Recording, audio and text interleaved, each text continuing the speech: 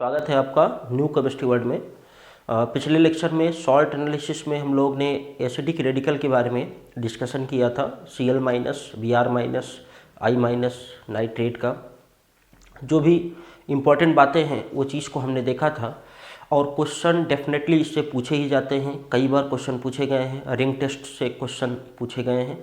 आज जो हम स्टार्ट करेंगे बेसिक रेडिकल के बारे में कि बेसिक रेडिकल के बारे में क्या क्या इम्पॉर्टेंट बातें हमें पता होनी चाहिए। लेकिन उसके पहले कुछ बातें और हम सीखते हैं। जैसे जब हम लोग एनहाइड्राइड्स पढ़ रहे थे तो वहाँ पर कुछ बातें छूट गई थी, उसको थोड़ा सा डिस्कस कर लेते हैं। एक था आपके पास P4O10 था और एक क्या था P4O6 था। इनका थोड़ा सा स्ट्रक्चर देखेंगे क्योंकि क्वेश्चन यहाँ से क्वेश्चन पूछे जा सकते हैं। तो इनका स्ट्रक्चर कैसे हम लोग ड्रॉ करते हैं इसको ज़रा समझेंगे। होता क्या है, फास्फोरस, ऑक्सीजन, फिर फास्फोरस, फिर ऑक्सीजन बनाएंगे, फिर आप ऑक्सीजन बनाएंगे, फिर ये क्या है फास्फोरस, फिर क्या है ऑक्सीजन, फिर ये है ऑक्सीजन, फिर क्या है ये फास्फोरस। अब करते क्या है, यहाँ पर ज़रा देखें आप, फास्फोरस कितने हुए 1 2 3 4 फास्फोरस हो गए। ऑक्सीजन कितने हुए 1 2 3 4। अब यहाँ पर करते क्या है, जो आपके पास ऑक्सीजन है, ऑक्सीजन को हम बैलेंस करेंगे। ये आपका हो जाएगा, इसको इससे मिलाइए, इसको आप क्या करते हैं इससे मैच करवा देते हैं। फिर इसके बाद अब क्या बच रहा है आपके सामने, ऑक्सीजन 4 और ऑक्सीजन बच रहे हैं। अब इसको क्या करते हैं, डबल बॉन्ड से ऐड कर दीजिए। फास्फोरस से डबल बॉन्ड से हम क्या करते हैं, ऐड कर देते हैं। ठीक है, ये आपका हो गया क्या, फास्फोरस पेंटा ऑक्साइड। इसी तरह से अगर इसको ड्रॉ करना पड़ेगा तब क्या करेंगे, इसका अगर हम ड्रॉ करेंगे तो ये आपका हो जाएगा O, फिर क्या है P और फिर ये P है, O फिर O, फिर इधर फास्फोरस, ये क्या है फास्फोरस, फिर इधर ऑक्सीजन है, फिर इधर क्या है ऑक्सीजन। आप क्या करते हैं, ऑक्सीजन को इधर मैच कराएं, फिर इधर क्या करेंगे, इसको इधर से मैच करेंगे। अब यहाँ पर ये जो स्ट्रक्चर है आपका, पहला क्या है P4O10 का है, that is the anhydride of H3PO4। इसके पहले लेक्चर में हमने इस बात को समझाया था। अब यहाँ पर क्वेश्चन आपसे पूछा जा सकता है कि कितने ऐसे बॉन्ड होते हैं जो PO बॉन्ड होते हैं, कितने ऐसे बॉन्ड होते हैं। इसको थोड़ा सा हम दूसरा स्लाइड का यूज़ करेंगे। क्वेश्चन पूछ सकते हैं कि P4O10 में कितने ऐसे होते हैं जो P बॉन्ड रखते हैं, कितने ऐसे होते हैं जो P डबल बॉन्ड O रखते हैं। तो इस तरह से क्वेश्चन आपसे पूछे जा सकते हैं और ये कब क्लियर होगा, जब आपको स्ट्रक्चर पता होगा। ठीक है, अब इसके बाद जो है इसी तरह P4O6 में पूछा जा सकता है। तो इसको थोड़ा सा आप प्रैक्टिस करेंगे 2-3 बार तो चीज़ें क्लियर हो जाएंगी। अब इसके बाद हम देखेंगे बोरेक्स का थोड़ा सा स्ट्रक्चर देख लेते हैं। बोरेक्स का अगर स्ट्रक्चर देखें तो होता है क्या है, फार्मूला पहले समझेंगे, Na2B4O7.10H2O। क्या होगा बेटा, .10H2O। अगर इसका रियल स्ट्रक्चर हम देखें तब क्या बनेगा, जाके ये बनेगा Na प्लस कितने 2 इधर हो जाएंगे, फिर इधर हो जाएगा B4O5OH का हो जाएगा टेट्रा और फिर इधर क्या होगा 8H2O। That is the real structure of the borax. Borax bead test हम लोग डिस्कस करेंगे, पी ब्लॉक एलिमेंट्स पढ़ेंगे या जब आगे डिटेक्शन करेंगे एलिमेंट्स का। अब इसका स्ट्रक्चर कैसे हम लोग याद रखेंगे जरा समझिए। आप क्या करते हैं, सोडियम लेते हैं, ठीक है, ब्रैकेट बनाएंगे इधर। अब क्या करते हैं OH, फिर इधर बनाए OH, फिर इधर क्या करेंगे OH, फिर इधर क्या करेंगे OH। अब इसके बाद हम लोग क्या करते हैं, हमारे पास कितने हैं, जो बोरॉन है वो कितने आपके पास 4 हैं। तो यह हो गया B, फिर ये क्या है B, फिर ये क्या है B, फिर ये क्या है B। अब यहाँ पर आप क्या करेंगे, ऑक्सीजन से आप इसे ऐड करें, ऑक्सीजन से क्या करेंगे, इसको ऐड कर देते हैं। ठीक है, देखिए कितने ऑक्सीजन हो गया। ये थोड़ा स्पेस वाला प्रॉब्लम है, इसको मैं नेक्स्ट पेज में और अच्छे से ड्रॉ करता हूँ। ठीक है, देखें यहाँ पर हम और अच्छे से ड्रॉ करते हैं। तो होता है क्या है, Na प्लस कितने हैं 2। अब देखें तो होता है क्या है OH फिर क्या है OH, फिर यहाँ पर क्या है OH, फिर इधर क्या है OH, फिर इधर क्या करें 20 जोड़ दें, ये क्या है 20 जोड़ दिया, क्या है 20 जोड़ दिया, फिर क्या है 20 से हमने जोड़ दिया। अब देखें अब क्या करेंगे, ऑक्सीजन से इसको आप बाइंड करें, ऑक्सीजन से जोड़ें, फिर इसके बाद ऑक्सीजन से जोड़ें, फिर इसको हमने क्या किया ऑक्सीजन से जोड़ा, फिर क्या है ऑक्सीजन से हमने इसको जोड़ दिया। अब समझिए आप यहाँ पर क्या होगा, ऑक्सीजन कितने हैं, OH तो 4 हो गए, फार्मूला नीचे लिखते हैं क्या है Na, ये हो जाएगा प्लस, नीचे आए ज़रा, ये हो जाएगा आपका B4O5, OH का कितना हो जाएगा 4, इधर फिर कितना होगा 8H2O होगा। ठीक है, अब यहाँ पर देखें ज़रा, बोरॉन कितने 1 2 3 4, 4 बोरॉन हमने बना दिया। OH कितने हैं 1 2 3 4, 4 OH बना दिया। अब इसके बाद क्या है, ऑक्सीजन कितने हो गए 1 2 3 4, लेकिन एक ऑक्सीजन बचा है, एक ऑक्सीजन बचा है। तो ऐसी कंडीशन में क्या होगा, यहाँ पर आप क्या करेंगे, ये अगर अलग अलग करते हैं तो यहाँ पर कितना होगा 2- होगा, इसको थोड़ा सा ध्यान रखेंगे। अब देखें एक ऑक्सीजन आपका यहाँ ऐसे बाउंड होता है, तो ये हो जाएगा माइनस, ये क्या हो जाएगा माइनस। ठीक है, this is the structure of borax, important structure है और यहाँ से भी क्वेश्चन पूछे जा सकते हैं कितने OH बॉन्ड होते हैं। ठीक है, और BOH बॉन्ड कितने हो सकते हैं, इसको पूछा जा सकता है। तो इसको थोड़ा सा आप प्रैक्टिस करेंगे, बार बार जब बनाएंगे तो चीज़ें क्लियर होती चली जाएंगी। ठीक है, नोट करें फिर आगे चलते हैं। चलिए वीडियो को पॉज करके आप बना सकते हैं, या तो थोड़ा टाइम हम दे रहे हैं इससे आप कर सकते हैं। चलिए आगे बात करेंगे हम किस पे, बेसिक रेडिकल पर। अगर आपसे हम बेसिक रेडिकल पर बात करना शुरू करें तो होता क्या है, पहले हम देखेंगे जीरो ग्रुप के बारे में। किसके बारे में बेटा, जीरो ग्रुप। जीरो ग्रुप में क्या होता है आपका, आता है NH4+, क्या बोलते हैं अमोनियम आयन बोलते हैं। हर एक के बारे में पूरा कंप्लीट डिस्कशन होगा ताकि चीज़ें जो है वो आपके लिए आसान बने। फिर इसके बाद क्या है, that is the first group. अगला क्या है फर्स्ट ग्रुप। फर्स्ट ग्रुप में कौन कौन से आते हैं इसको समझते हैं। पहले आपका आ जाएगा Pb+, Pb2+, फिर इसके बाद क्या हो जाएगा Ag+, और क्या हो जाएगा, फिर इसके बाद आपका आ जाएगा Hg2+। इसका ग्रुप रिएजेंट यहाँ पर नो ग्रुप रिएजेंट, कोई भी ग्रुप रिएजेंट नहीं है। यहाँ पर ग्रुप रिएजेंट क्या होता है आपका, होता है डाइल्यूट HCl। डाइल्यूट HCl जो होता है वो क्या होता है, एज ए ग्रुप रिएजेंट होता है। फिर इसके बाद क्या होता है, सेकेंड ग्रुप में आते हैं। सेकेंड ग्रुप में भी क्या होता है आपका Pb2+ आ जाता है, और क्या हो जाता है Cu2+ आ जाता है। जो जो इम्पोर्टेंट है उस पर ज़्यादा ध्यान देंगे, एक तरफ से सब कुछ पकड़ने की जरूरत नहीं है, जहाँ से क्वेश्चन एराइज होते हैं वहाँ पर हमें ध्यान रखना है। फिर इसके बाद आ जाते हैं किसमें, यहाँ पर क्या करेंगे, ये तो डाइल्यूट HCl ही है, और इसमें प्लस क्या पास करते हैं, पास H2S। ठीक है, तो जो आपके फर्स्ट ग्रुप के एलिमेंट या फर्स्ट ग्रुप के जो कंपोनेंट मिलते हैं वो किस फॉर्म में मिलते हैं, एज ए क्लोराइड के फॉर्म में मिलते हैं। And chlorides are the insoluble, जैसे लेड क्लोराइड हो वो क्या होगा इनसॉल्युबल। अब यहाँ पर देखें जो सेकेंड ग्रुप है ये आपको किस फॉर्म में मिलता है, एज ए सल्फाइड के फॉर्म में मिलता है। कैसे मिलता है, सल्फाइड के फॉर्म में। फिर इसके बाद क्या करते हैं, देखें हम बात करते हैं किस पर, थर्ड ग्रुप पे। थर्ड ग्रुप में कौन कौन से आता है, आपका आता है Al3+ आता है।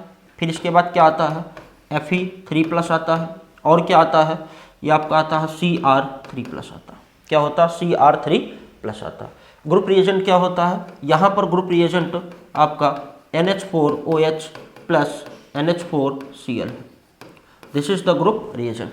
तो इसको थोड़ा सा ध्यान रखेंगे, यहाँ पर कॉमन आयन इफेक्ट का कॉन्सेप्ट काम करेगा, उसको अभी हम डिस्कस करेंगे जब डिटेल इसके बारे में स्टडी करेंगे। ठीक है, आगे देखते हैं क्या फोर्थ ग्रुप के बारे में, इसको आप नोट करते चले, नोट कर लें फिर आगे चलते हैं।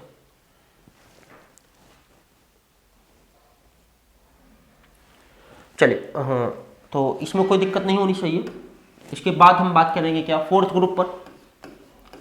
फोर्थ ग्रुप में कौन कौन से आ जाते हैं, Zn2+, Ni2+, CO2+। यहाँ पर क्या करते हैं, देखें ये आपके पास NH4Cl, ये तो है ही है NH4OH, इसमें आप क्या करते हैं, पास कर देते हैं क्या, H2S गैस पास करते हैं।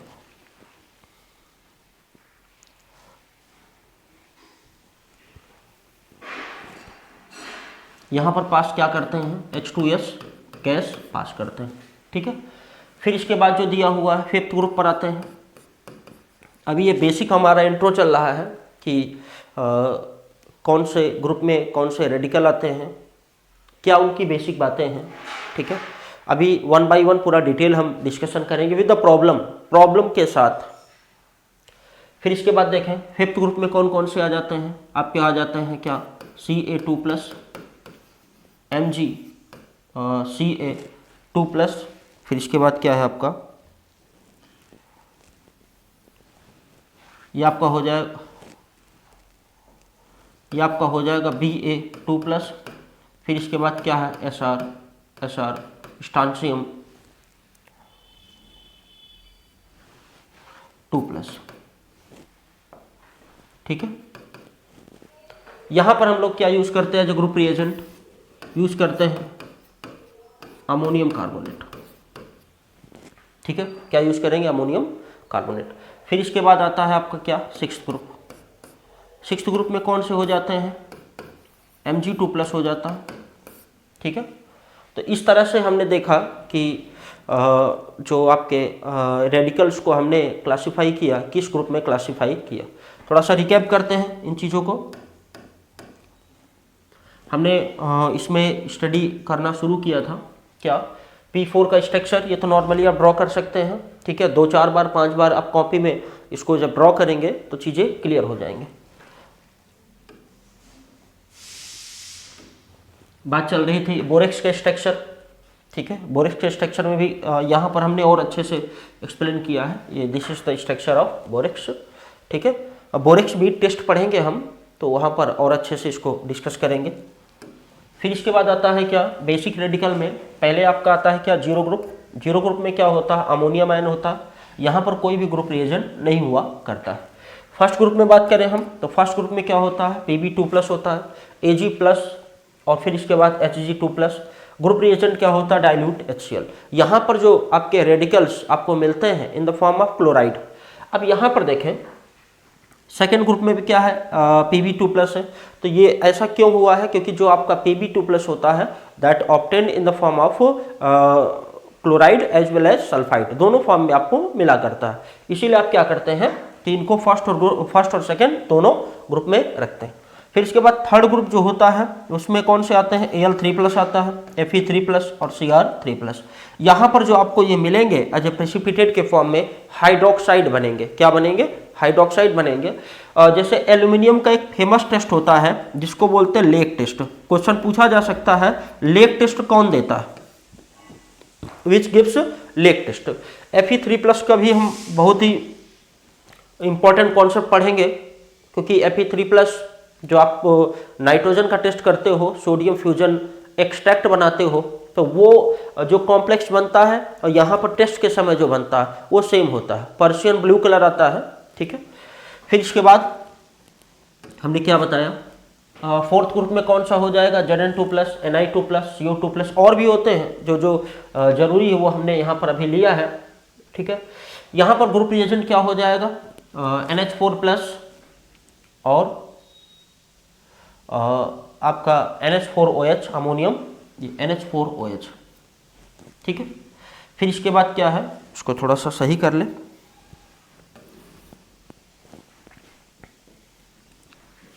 ये क्या हो जाएगा, NH4OH हो जाएगा। और फिर इसमें क्या करते हैं, H2S पास करते हैं। तो ये जो आपका सेकेंड ग्रुप और फोर्थ ग्रुप है, दोनों में जो आपको मिलते हैं रेडिकल्स मिलते हैं सल्फाइड के फॉर्म में मिलते हैं। वहाँ पर भी H2S पास करते थे, यहाँ पर भी H2S।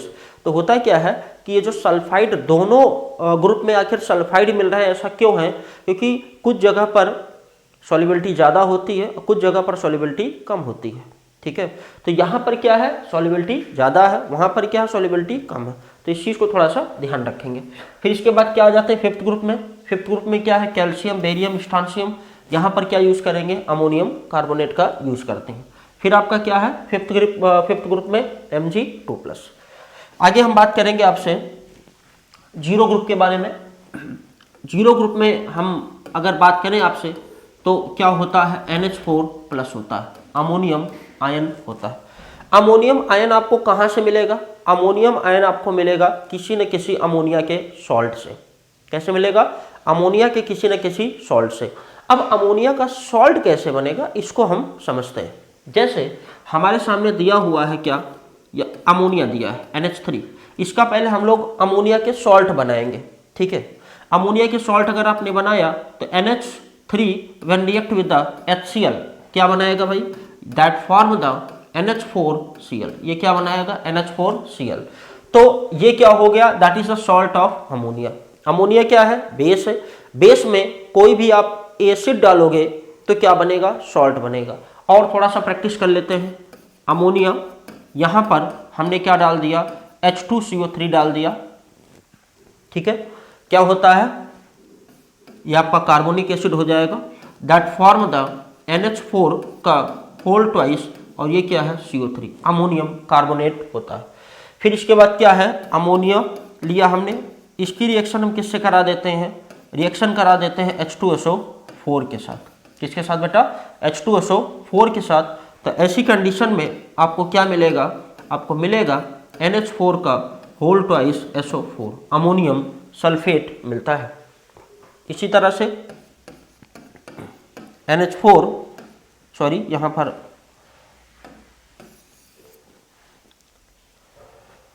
NH3 when it react with the HNO3, जब ये HNO3 के साथ रिएक्ट करेगा तब क्या बनेगा, दैट फॉर्म द NH4NO3।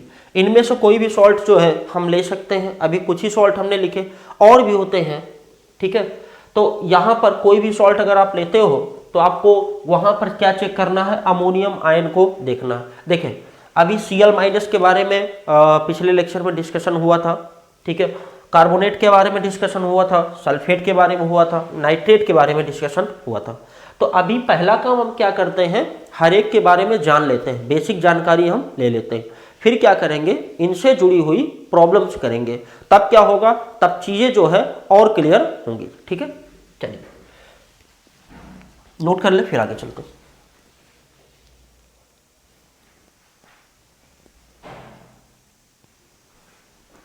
चलिए,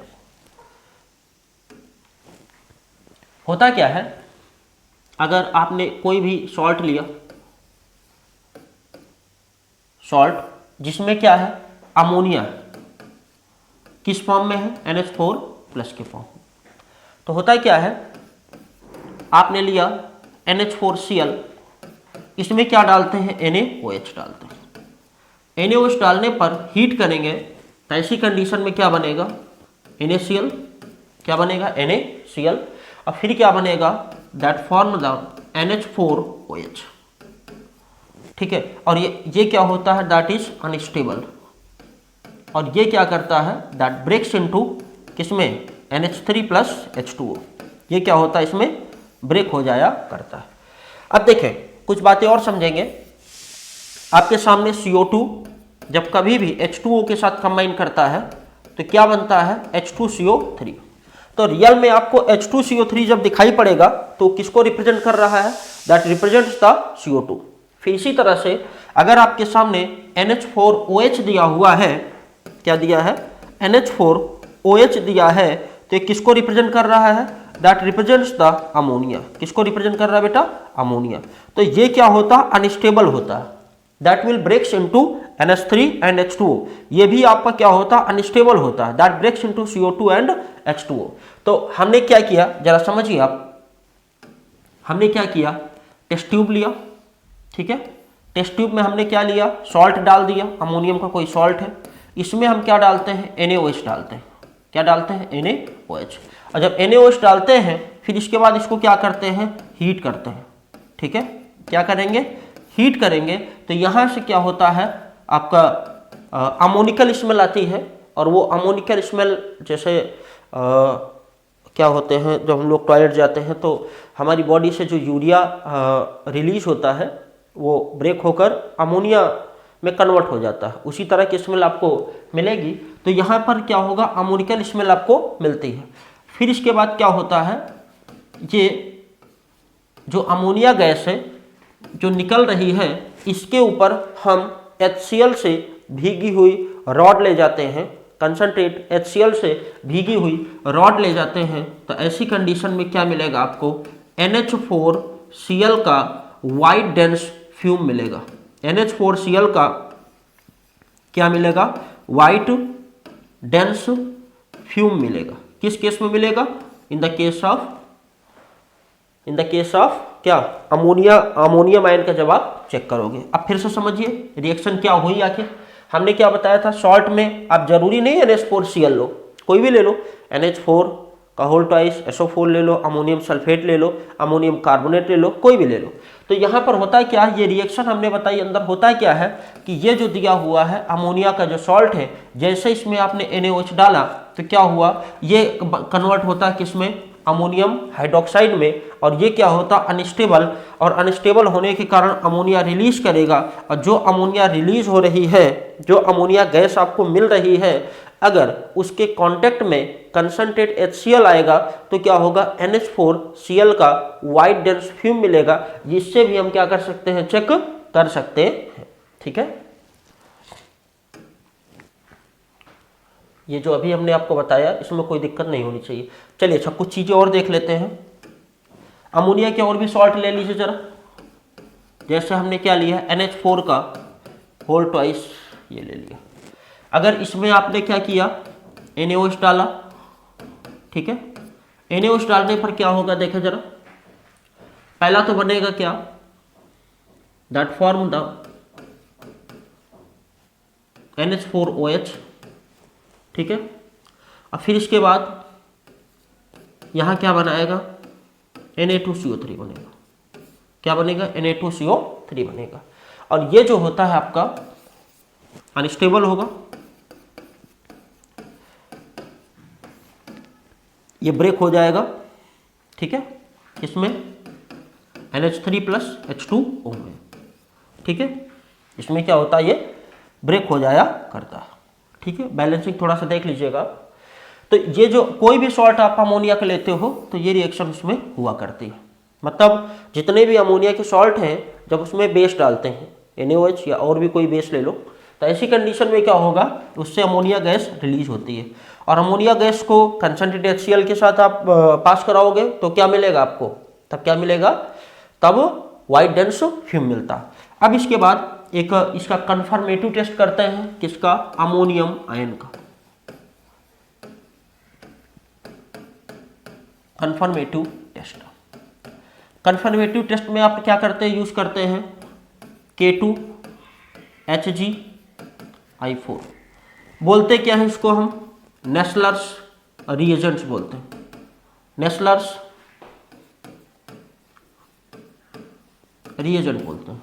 ठीक है, अब देखिए होता क्या है, आपने क्या लिया, सॉल्ट लिया, इसमें क्या डाल दिया, NaOH डाला, हीट किया, तो क्या होता है, इससे अमोनिकल स्मेल आती है। और फिर अगर इसी में आपने क्या कर दिया, K2HgI4 डाल दिया, तो आपको कैसा कलर मिलेगा, रेडिश ब्राउन कलर मिलेगा। ठीक है, कैसा मिलेगा, रेडिश ब्राउन कलर मिलता है। अब यहां पर होता क्या है, क्या बनता है, इस चीज को समझते हैं। यहां पर जो बनता है, हमने क्या बताया, आपने लिया NH4+ है यहां पे, ठीक है, क्या डाला, बेस डाला, तो अमोनिकल स्मेल आती है। और फिर इसमें क्या डाल दिया, K2HgI4 डालते हैं, K2HgI4। तो ऐसी कंडीशन में बनता यहां पर क्या है, जरा इसको समझते हैं, NH2HgOHg, फिर क्या है I, इसको क्या बोलते हैं, that is iodide of Millon's base. क्या बोलते हैं, आयोडाइड ऑफ मिलॉन्स बेस बनता है। इसी के कारण क्या होता है आपको रेडिश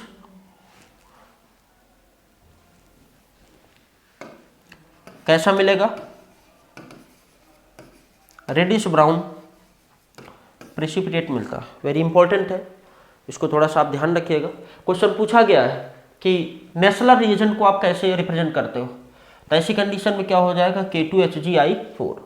इसको लैब में बनाते भी हम लोग, ठीक है। बनाने के बाद हम लोग क्या करते हैं, चेक करते हैं किसका, अमोनियम आयन का चेक करते हैं, ठीक है। नोट करें, फिर आगे चलते हैं।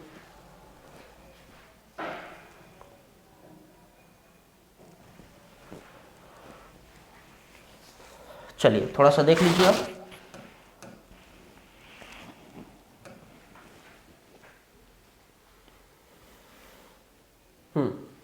हमने क्या किया, नॉर्मली सॉल्ट लिया, NaOH डाला, हीट किया, तो क्या है अमोनिकल स्मेल आती है, और अमोनिकल स्मेल आती, फिर इसके बाद क्या करते हैं, HCl से भीगी हुई रॉड ले जाते हैं, concentrate HCl, white dense fume आपको मिलेगा, ठीक है।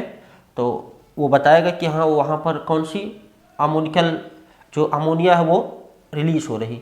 अब देखिए इस रिएक्शन का यूज दो तरह से हम कर सकते हैं। कैसे, अगर आपको जब Cl- का टेस्ट दिखाना हो तो वहाँ HCl गैस निकलती है, और जो HCl गैस निकलती है that will combine with the ammonia, वो अमोनिया के साथ क्या होती है, कंबाइन कर जाती है। वहाँ पर आप क्या करते थे, HCl गैस निकलती थी और वहाँ पर NH4OH से भीगी हुई रॉड ले जाते थे, तो वहाँ पर NH4Cl बनता था। लेकिन यहाँ पर क्या है, आप किसका टेस्ट कर रहे हैं, अमोनियम आयन का। और तो अमोनियम आयन का जब कर रहे हैं तो आपने के पास क्या है, आपकी अमोनिया खुद ही है, ठीक है। यहाँ पर आपने क्या किया, HCl प्रोवाइड किया, वहाँ पर HCl आपको मिल रहा था, ओके। फिर इसके बाद देखते हैं, जैसे हमने अमोनियम कार्बोनेट ले लिया, इसकी रिएक्शन, और ये जो रिएक्शंस आपकी जब आप S ब्लॉक पढ़ोगे NaOH की प्रॉपर्टी, तो वहाँ पर भी इसका यूज मिलेगा आपको। फिर इसके बाद हमने क्या बताया, कन्फर्मेटिव टेस्ट, नेसलर रिएजेंट का यूज किया, सॉल्ट प्लस NaOH। इसमें नेसलर रिएजेंट्स हम लोग डायरेक्ट डाल सकते हैं या इसके ऐसे भी दूसरे प्रोसेस से भी डाल सकते हैं। रेडिश ब्राउन PPT मिलेगा आपको।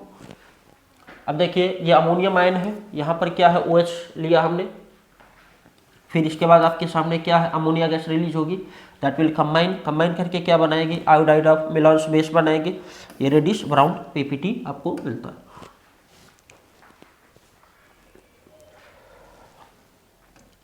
इसके बाद बात करते हैं क्या, फर्स्ट ग्रुप की,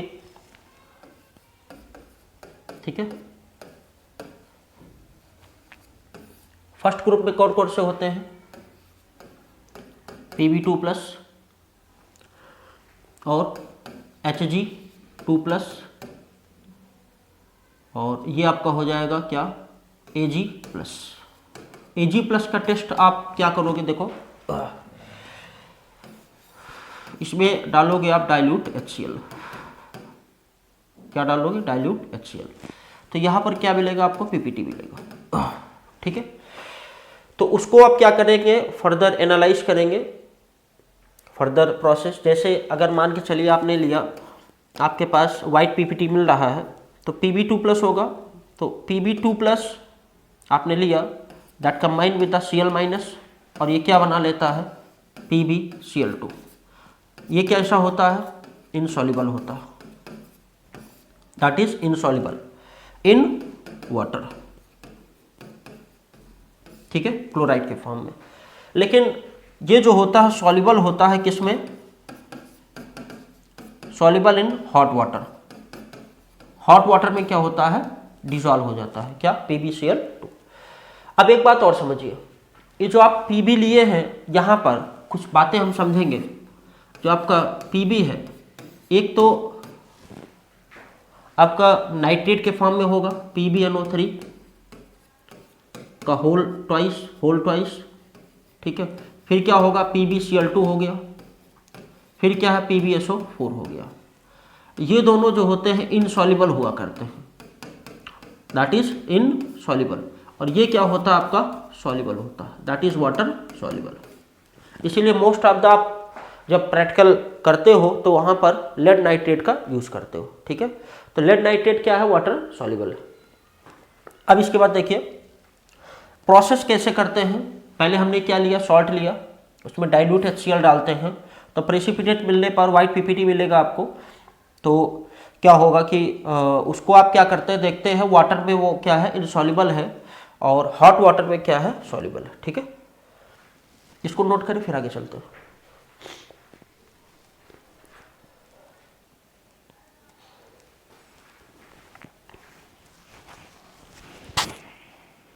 तो इतना करते हैं इस लेक्चर में, बाकी फिर करेंगे नेक्स्ट सेक्शन में। ठीक है, ओके, थैंक यू।